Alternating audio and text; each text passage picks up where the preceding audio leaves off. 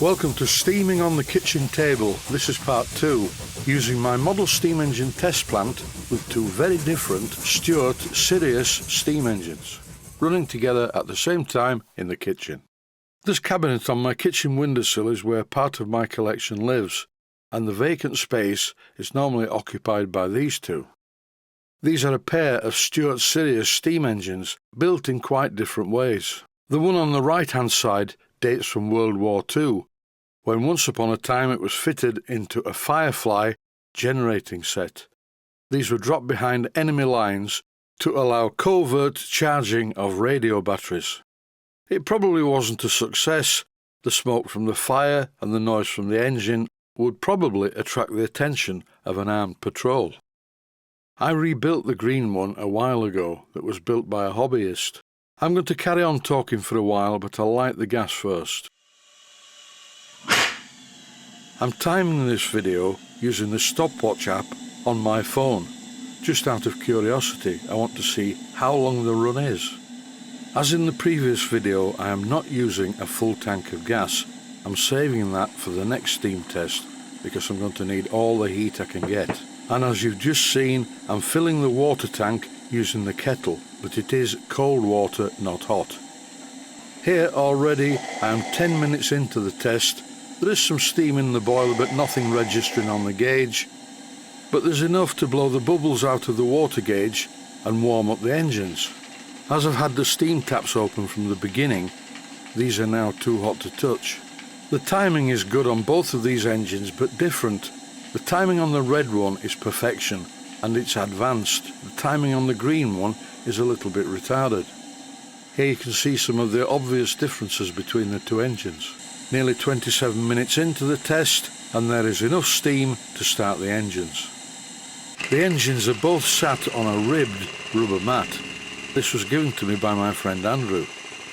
But owing to the reduced surface area of the ribs on the top of the mat, the engine starts to wander about all over the place. I think it's time to remove the rubber mat and sit the engines on the table itself. The red engine is smoother and doesn't make as much noise as the green engine, and that is down to the valve timing. Slightly advanced valve timing cushions the reciprocating masses, and an engine with advanced valve timing doesn't rattle quite as much, but there are disadvantages. When it gets to the end of this video, the green one ran for quite a long time. After I turned the gas off, the red one stopped. From this point, I'm going to stop speaking when the engines are running. I'll be back shortly.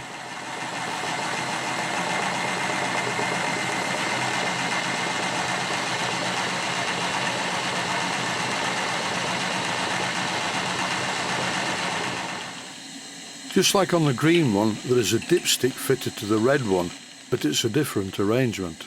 These Sirius engines have oil-filled crankcases. The pressure is now at blowing off point. With the increase in steam pressure up to 60 pounds per square inch, the engines are running a little bit on the fast side. By closing the regulator valves, I've slowed them down. In this clip, I'm pumping some more water into the boiler using the live steam injector. This injector is a bit erratic, but it works. You just have to get the steam pressure and the water volume just right.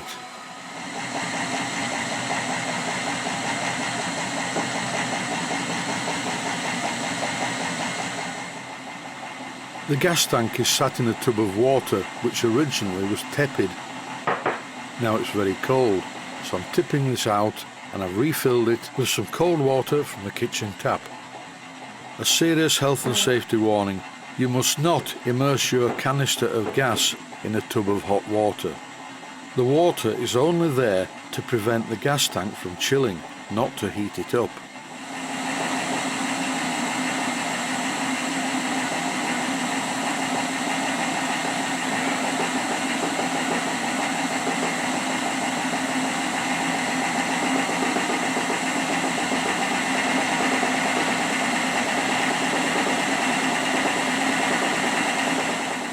With both of the engines running at a high speed, the boiler pressure drops slightly.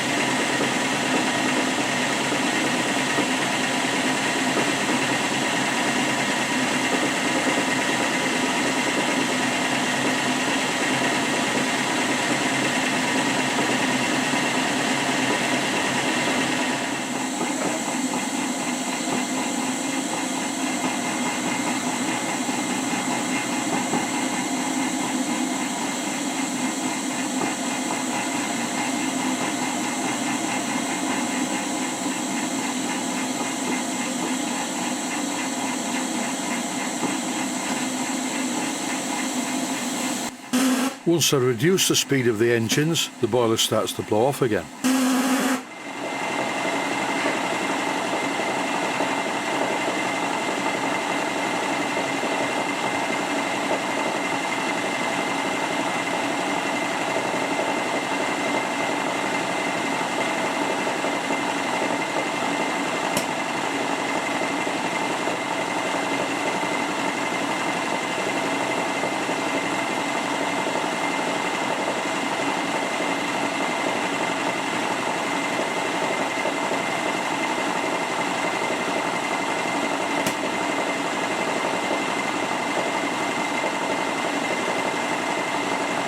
I think it's time to empty the condenser. I opened the tap on the top of the condenser and ran the engines a bit faster. This pumps out all the water into the bowl. Time for a bit of slow motion, the only slow motion in this particular video.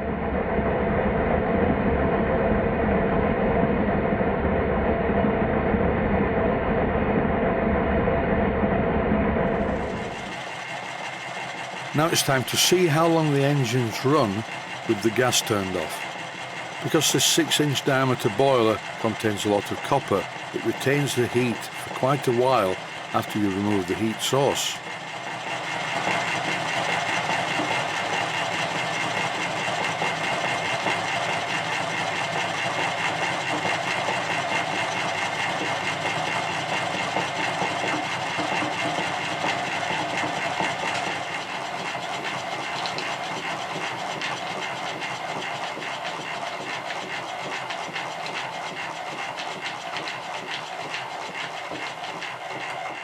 The valve timing of the red engine is more advanced than the green one, so that stops first. And the green one doesn't stop until some time later.